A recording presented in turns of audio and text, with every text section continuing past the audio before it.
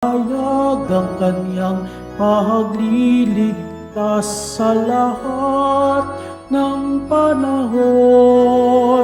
Magsiawit kayo sa Panginoon ng isang bagong awitin. Magsiawit kayo sa Panginoon, buong sandaigdigan. Sa ngalan ng Ama at ng Anak at ng Espiritu Santo, Amen. sumainyo ang Panginoon. At sumaiyo rin.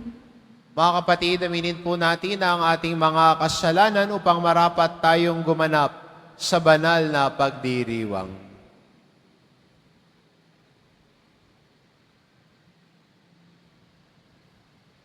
Inaamin ko Sa makapangyarihang Diyos at sa inyo mga kapatid, na lubha akong nagkasala sa isip, sa salita, sa gawa, at sa aking pagkukulang. Kaya isinasama ko sa mahal na Birheng Maria, sa lahat ng mga anghel at mga banal, at sa inyo mga kapatid, na ako'y ipanalangin sa Panginoong ating Diyos. kaawaan tayo ng makapangyarihan Diyos, patawarin tayo sa ating mga kasalanan, at patnubayan tayo sa buhay na walang hanggan. Amen. Panginoon, kaawaan mo kami. Panginoon, kaawaan mo kami. Kristo, kaawaan mo kami. Kristo, kaawaan mo kami. Panginoon, kaawaan mo kami. Panginoon, kaawaan mo kami. Manalangin tayo. Ama naming makapangyarihan, ang langit at lupa ay iyong pinamamahalaan. Dinggin mo ang pagluhog ng iyong sambayanan at pagkalooban mo kami ng kapayapaan araw-araw sa pamamagitan ni Hesukristo kasama ng Espiritu Santo, magpas sa walang hanggan. Amen. Magsiupo muna ang lahat. Pagbasa mula sa sulat sa mga Hebreo. Ang bawat dakilang saserdote pinili sa mga tao at itinalagang maglilingkod sa Diyos para sa kanila upang maghandog ng mga kaloob at mga hain dahil sa mga kasalanan. Mahinahon niyang napapakitunguhan ang mga mangmang at naliligaw ng landas sapagkat siya'y mahina rin. At dahil sa kanyang kahinaan, kinakailangan siya'y maghandog ng hain, hindi lamang para sa kasalanan ng mga tao, kundi para sa kasalanan din niya. Ang karangalan ng pagiging dakilang saserdote ay hindi maaaring kamtan ni numan sa kanyang sariling kagustuhan. Ang Diyos ang umihirang sa kanya, tulad ng pagkahirang kay Aaron. Gayon din naman, hindi si Kristo ang nagtaas ng kanyang sarili sa pagiging dakilang saserdote. Siya inirang ng Diyos na nagsabi sa kanya, "Ikaw ang aking anak, ako ang iyong ama." Sinasabi rin niya sa ibang bahagi ng kasulatan, "Ikaw ay saserdote magpakailanman, ayon sa pagkasaserdote ni Melchizedek." Noong si Jesus ay namumuhay rito sa lupa, siya ay dumalangin at lumuluhang sumamo sa Diyos na nakapagliligtas sa kanya sa kamatayan. At dininig siya dahil sa lubusan siyang nagpakumbaba. Bagamat siya ay anak ng Diyos, natutuhan niya ang tunay na kahulugan ng pagsunod sa pamamagitan ng pagtitiis. At nang maganap na niya ito, siya ay naging walang hanggang tagapagligtas ng lahat ng sumusunod sa Kanya. Minarapat ng Diyos na siya ay gawing dakilang saserdote ayon sa pagkasaserdote ni Melchizedek. Ang salita ng Diyos. Salamat sa Diyos. Ika'y paring walang hanggan, katulad ni Melchizedek, Ika'y paring walang hanggan, katulad ni Melkisedek. Sinabi ng poon sa hari ko't Panginoon, maupo ka sa kanan ko, hanggang ang kaaway mo ay lubos na mapasuko, pagkat iyong matatalo. Ika'y paring walang hanggan, katulad ni Melkisedek. Magmula sa dakong Siyon ay palalawakin niya ang lupaing iyong sakop, at lahat ng kaaway mo'y sakupin at paghaharian, gayon ang kanyang utos. Ika'y paring walang hanggan, katulad ni Melkisedek. Sasamahan ka ng madla kung dumating ang panahong lusubin ka ng kaaway.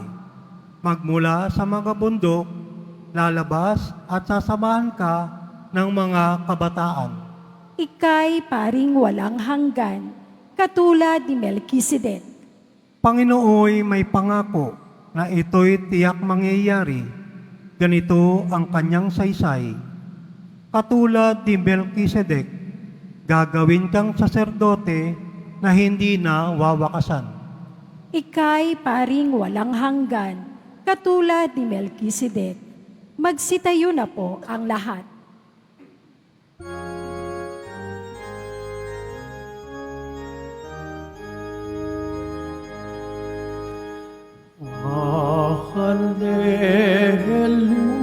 Hallelujah, Hallelujah, Hallelujah, Hallelujah.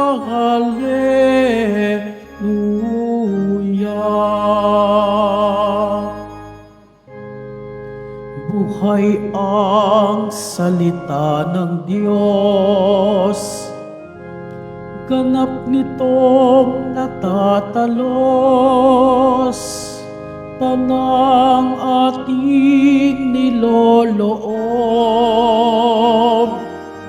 Hallelujah, Hallelujah, Hallelujah, Hallelujah.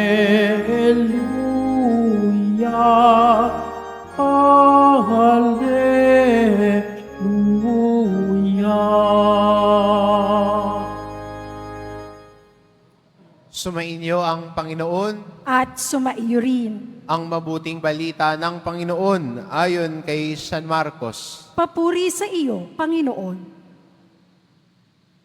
Noong panong iyon, nag-aayuno ang mga alagad ni Juan Bautista at ang mga Pariseo. May lumapit kay Jesus at nagtanong, bakit po nag-aayuno ang mga alagad ni Juan Bautista at ang mga alagad ng mga Pariseo? Ngunit ang mga alagad ninyo'y hindi.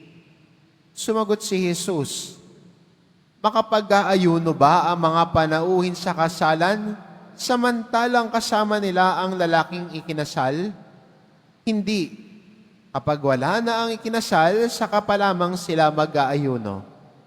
Walang nagtatagpi ng bagong kayo sa lumang kasuotan. Pag-urong ng bagong kayo, mababatak ang luma at lalong lalaki ang punit. Wala rin namang nagsisilid ng bagong alak sa lumang sisidlang balat, sapagkat papaputukin ng alak ang balat. Kapwa masasayang ang alak at ang masisidlan. Bagong alak, bagong sisidlang balat. Ang mabuting balita ng Panginoon. Pinupuri ka namin, Panginoong Heso Kristo. Magsiupo muna ang lahat.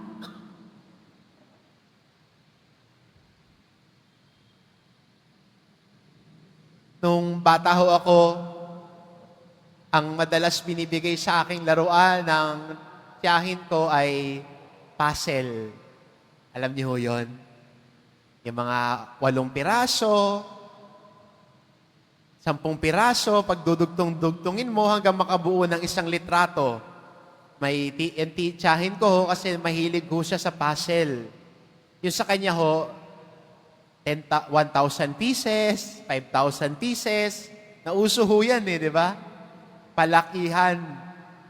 At Yung sa akin, dahil bata pa ho ako, konti lang. 10 piraso, dugtungin mo, hanggang 20. Hindi ko ata kaya yung 1,000. Maliban na lang kung wala ka talagang ginagawa at yun lang Pero maganda makita na yung sa bawat piraso, hahanapin mo na sasakto talaga. Hindi mo pwedeng pagdugtungin ng isang bagay na hindi sakto, hindi bagay. Para mabuo ang isang litrato, hahanapin mo kung yung kantong yon paparis ba sa kantong ito, ganun. You know how the puzzle works.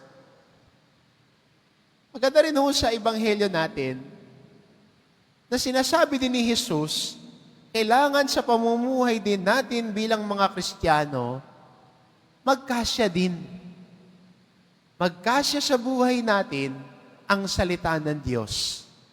At the proper time, at the proper season. Sinasabi natin bilang Kristiyano, everything at its proper time. Sinasabi din ng salita ng Diyos, sa panahong iniatas ng Diyos, everything has its proper time, everything has its proper season. Sa pamumuhay din natin bilang Kristiyano, sana ang pagsasabuhay natin ng pananampalataya ay at its proper time. Na ang panahon ng pagsasabuhay ng pananampalataya natin ay lagi. Hindi ho kung kailan lang natin maisipan. The proper time always to live out our faith is every day and always and everywhere.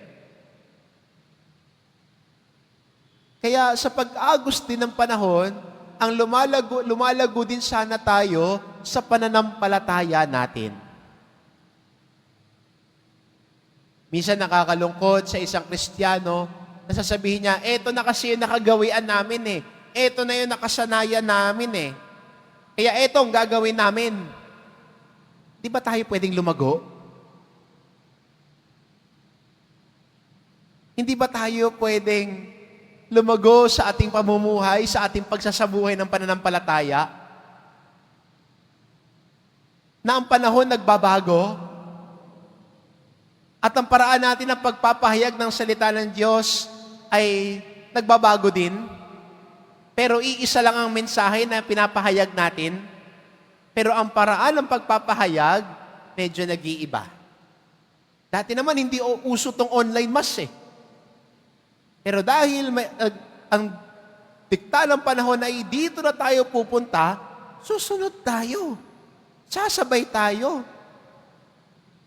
Kaya, at ginagawa natin ito para sa pagpapahayag ng salita ng Diyos na hindi nagbabago. Ang mensahe hindi nagbabago, pero ang paraan ng pagpapahayag nagbabago. And we call this new evangelization. The message, the gospel message doesn't change. It is the same.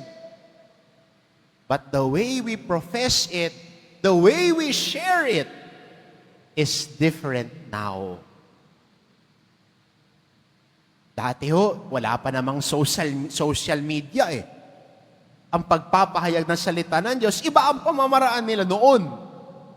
Iba na ngayon ang pamamaraan natin. Pero sana bilang Kristiyano, hindi mawala yung katotohanan that the faith is always meant to be lived and shared. Pagsasabuhay, pagbabahagi, at sana ito ang lagi nating iisipin. Sana ito ang lagi nating asamin at gawin bilang Kristiyano. Ang pananampalataya na sinasampalatayanan natin ay sinasabuhay at binabahagi. Always in season. and the way we profess it, the way we share our faith, should also be in accord with the signs of the times. Ayon sa panahon, relate. Hindi na nananatiling ganito. Lumalago, ibinabahagi. Kaya nawa maging hamon sa atin ito bilang Kristiyano at bilang mga deboto ni Jesus Nazareno, na sa ating pagninilay, sa ating pakikinig sa kanyang salita, sa pakikinig sa kanyang mga aral at turo, iisa lang ang mensahe. Iisa ang pagpapahayag at pagmamahal natin sa Diyos.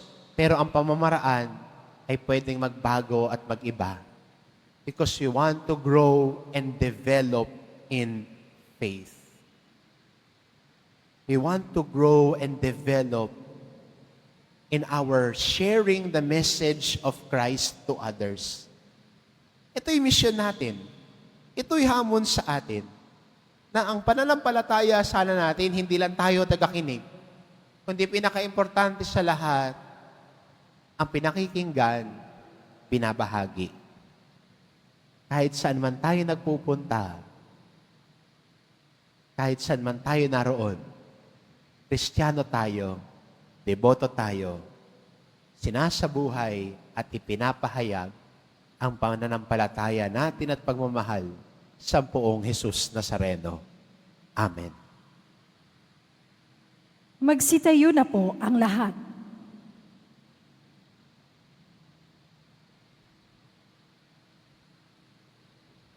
Minamahal ko mga kapatid, manalangin tayo sa Diyos Ama upang mailapit niya tayo sa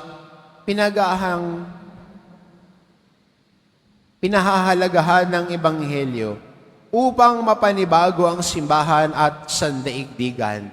Ang ating itugon, Panginoon, ng banal na piging, panibaguhin mo kami.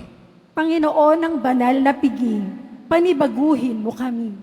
Ang simbahan, ang bayan ng Diyos, at ang mga pinunong lingkod nito, naway sundin ang udyok ng Espiritu Santo na ipinahayag sa mga tao sa ngayon ang laging napapanahong mensahe ng Ebanghelyo.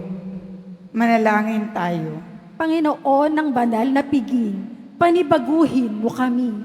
Sa mga pinagkalooban ng tungkuling pangangasiwa, paggawa ng batas, at paghuhukom sa lipunan, naway lagi nilang ilagay ang pangkalahatang kabutihan ng tao, higit pa sa ipinatutupad ng batas.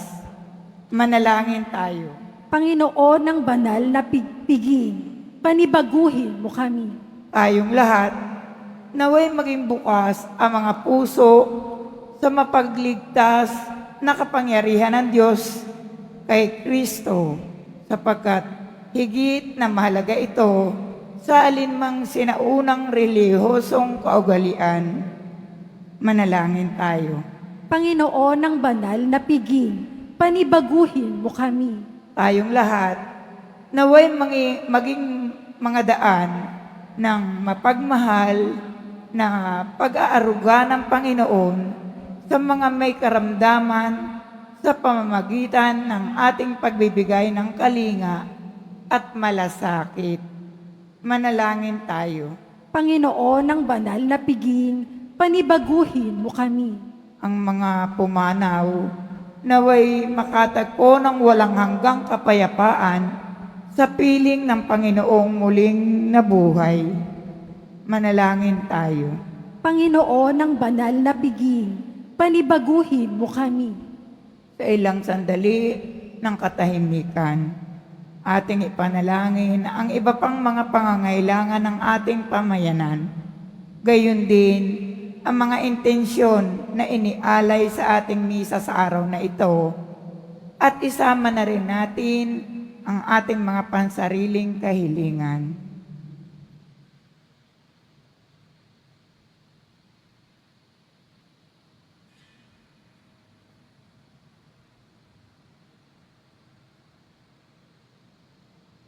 Manalangin tayo.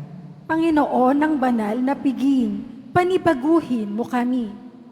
Ama naming nasa langit, pakinggan mo ang aming mga panalangin at turuan mo kaming mamuhay bilang bagong sambayanang pinalaya sa pamamagitan ng pag-ibig ni Jesucristong aming Panginoon. Amen. Magsiupo muna ang lahat.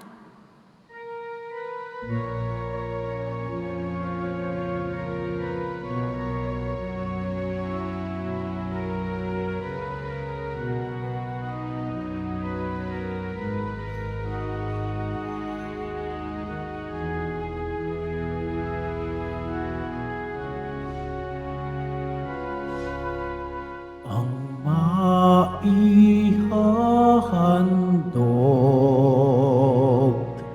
sa'yo, Panginoon, ang tinapay at alak mula sa aming kamay, sa iyong kabutihan aming iaalay ang tinapay at alak sa gisag ng aming buhay.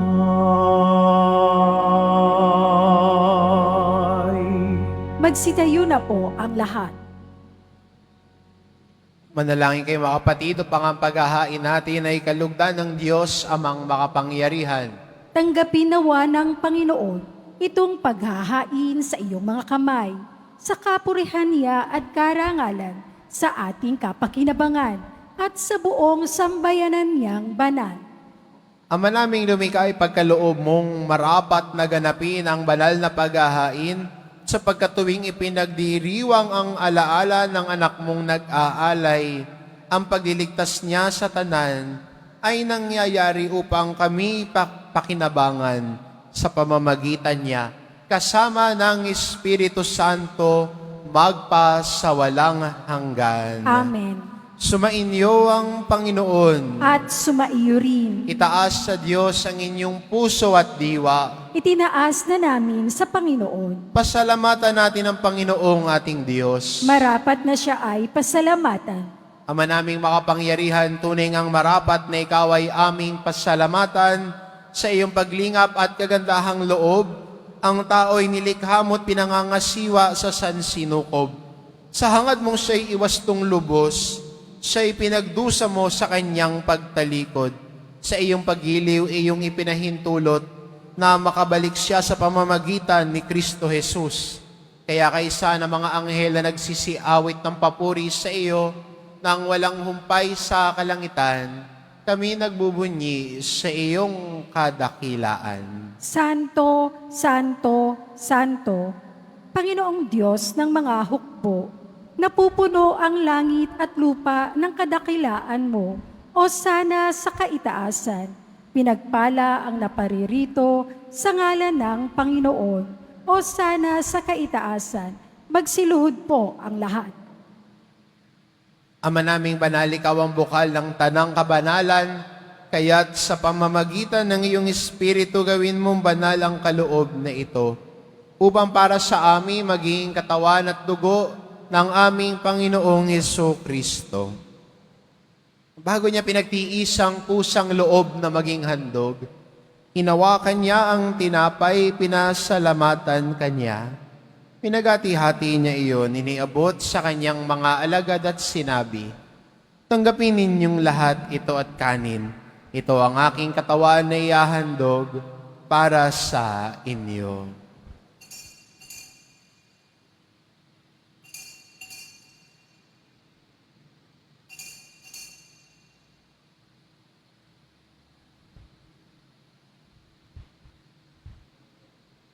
Gayon din naman na matapos ang hapunan, ninawakan niya ang kalis, muli kanyang pinasalamatan. Iniabot niya ang kalis sa kanyang mga alagad at sinabi, Tanggapin ninyong lahat ito at inumin. Ito ang kalis ng aking dugo, ng bago't walang hanggang tipan. Ang aking dugo na ibubuhos para sa inyo at para sa lahat, sa ikapagpapatawad ng mga kasalanan. Gawin ninyo ito sa pag-alala sa akin.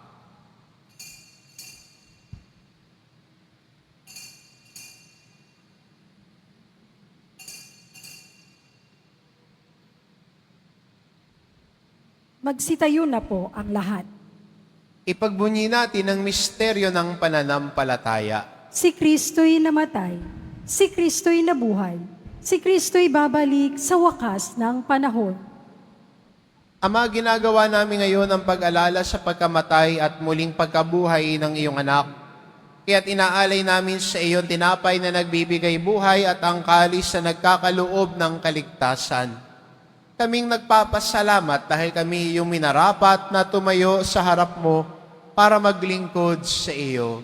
Isinasamo namin kaming magsasalo-salo sa katawan at dugo ni Kristo ay mabuklod sa pagkakaisa sa pamamagitan ng Espiritu Santo. Ama, lingapin mo ang iyong simbahang laganap sa buong daigdig. Puspusin mo kami sa pag-ibig kaisa ni Francisco na aming Papa at ni Jose na aming obispo at ng Tanang Kaparian. Alalahanin mo rin ang mga kapatid naming nahimlay na may pag-asang sila'y muling mabubuhay, gayon din ang lahat ng mga pumanaw. Kaawaan mo sila at patuloyin sa iyong kaliwanagan. Kaawaan mo at pagindapatin kaming lahat na makasalo sa iyong buhay na walang wakas. Kaisa ng mahal na Birheng Maria na ina ng Diyos, ng kabiyak ng puso niyang si San Jose, kaisa ng mga apostol at ng lahat ng mga banal na namuhay dito sa daigdig ng kalugod-lugod sa iyo, may pagdiwang nawa namin ang pagpupuri sa ikararangal mo sa pamamagitan ng iyong anak na aming Panginoong Hesu Kristo. Sa pamamagitan ni Kristo, kasama niya at sa Kanya, ang lahat ng parangal at papuri ay sa iyo, Diyos amang makapangyarihan, kasama ng Espiritu Santo, magpa sa walang hanggan. Amen. Sa tagubilin ng mga nakagagaling na utos at turo ni Jesus na Panginoon natin at Diyos, ipahayag po natin ng lakas loob. Ama namin, sumasalangit ka, sambahin ang ngalan mo, mapasa amin ang kaharian mo, sundin ang loob mo dito sa lupa para nang sa langit. Bigyan mo kami ngayon ng aming kakanin sa araw-araw at patawarin mo kami sa aming mga sala para nang pagpapatawad namin sa nagkakasala sa amin. At huwag mo kaming ipahintulot sa tukso at iadya mo kami sa lahat ng masama. Hinihiling namin kami adya sa lahat ng masama, pagkalooban ng kapayapaan araw-araw, iligtas sa kasalanan at ilayo sa lahat ng kapahamakan. Samantalang aming pinananabikan ang dakilang araw ng pagpapahayag ng tagapagligtas naming si Hesu Kristo. Sapagkat iyo ang kaharian at ang kapangyarihan at ang kapurihan, magpakailanman. Amen. Panginoong Jesucristo, sinabi mo sa iyong mga apostol, kapayapaan ang iniiwan ko sa inyo, ang aking kapayapaan ang ibinibigay ko sa inyo. Tungayan mo ang aming pananampalataya at huwag ang aming pagkakasala. Pagkalooban mo kami ng kapayapaan at pagkakaisa, ayon sa iyong kalooban, kasama ng Espiritu Santo, magpasa walang hanggan. Amen. Ang kapayapaan ng Panginoon ay laging sumainyo. At sumaiyo rin. Magbigayan kayo ng kapayapaan sa isa't isa.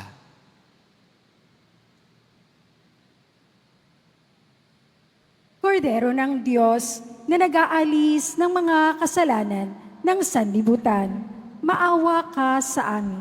Kordero ng Diyos na nag-aalis ng mga kasalanan ng sanlibutan, maawa ka sa amin. Kordero ng Diyos na nag-aalis ng mga kasalanan ng sanlibutan, ipagkaloob mo sa amin ang kapayapaan Magsiluhod po ang lahat. Ito ang kordero ng Diyos, ito nag-aalis ng kasalanan ng sanlibutan. Mapalad ang mga inaanyayahan sa kanyang piging. Panginoon, hindi ako karapat-dapat na magpatuloy sa iyo, ngunit sa isang salita mo lamang ay gagaling na ako.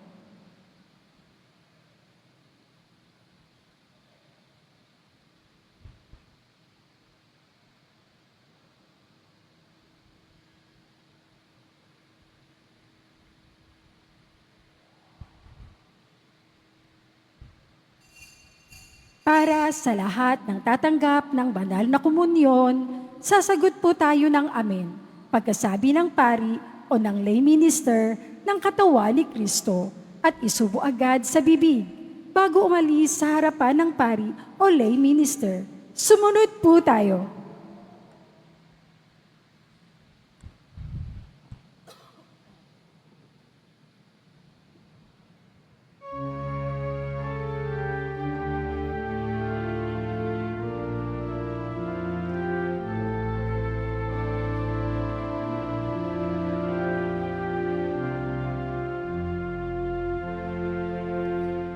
Sa piging na ito, ating pagsaluhan ang katawan at dugo ni Yesu Kristo. Siya'y ating lakas at tanggulan, Panginoon Diyos nating lahat. Tikman ninyo at masdan ang kabutihan ng Panginoon. Mapalad ang tao na ang Diyos ang pag-asa. Sa piging na ito, ating pagsaluhan ang katawan at dugo ni Yesu Kristo. Siya'y ating lakas at tanggulan, Panginoon Diyos nating lahat. Inuming inihahain dugo ni Kristong butihin, hinati-hating pagkain, katawang alay sa piging ni Jesus para sa atin. Sa piging na ito, ating pagsaluhan ang katawan at dugo ni Yesu Kristo. Siya'y ating lakas at tanggulan,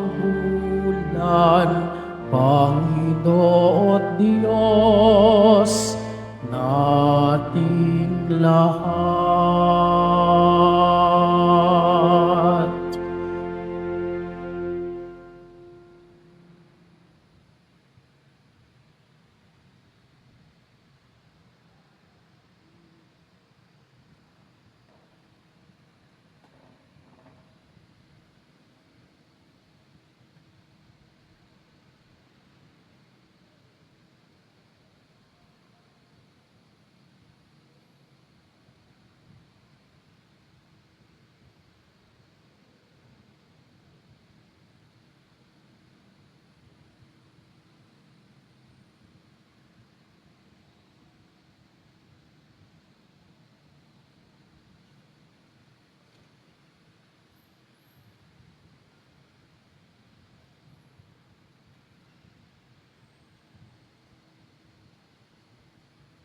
Announcement.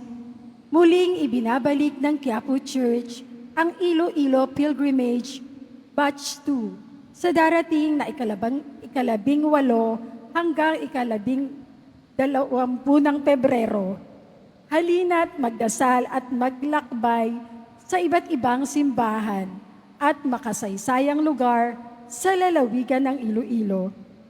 Ang mga flyers ay available sa ating information guard, katabi ng ating finance office.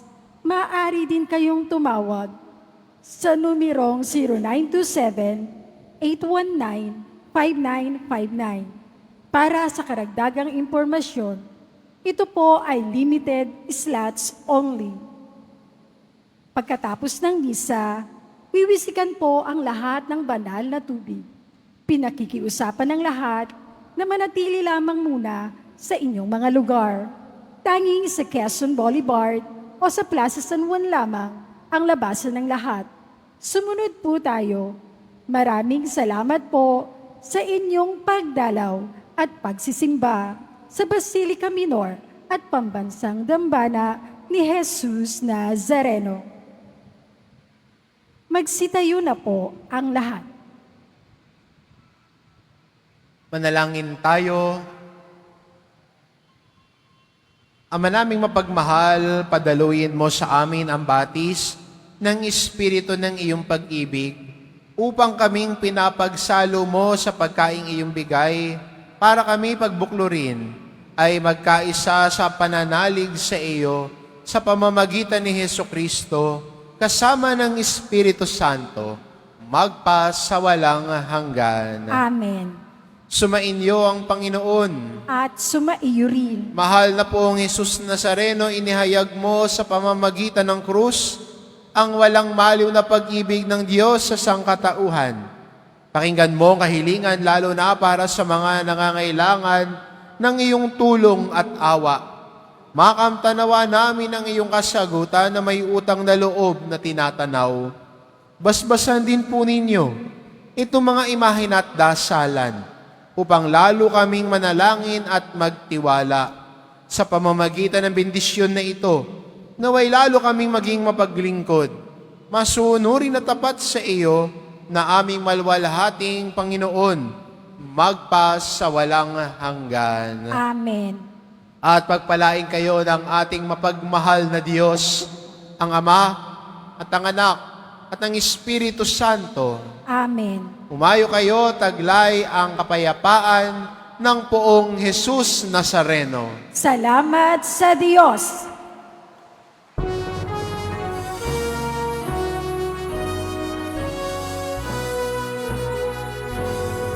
Sa Padre Jesus Nazareno, sinasamba ka namin. Pinipintuho ka namin, aral mo ang aming buhay at kaligtasan. Sa Padre Jesus Nazareno, iligtas mo kami sa kasalanan. Ang krus mong pinamatayan ay sagisag ng aming kaligtasan. Nuestro Padre Jesus Nazareno, dinarangal ka namin. Nuestro Padre Jesus Nazareno, iniwalhati ka namin. Nuestro Padre Jesus Nazareno, dinarangal ka namin. Nuestro Padre Jesus Nazareno, dinulwalhati ka namin.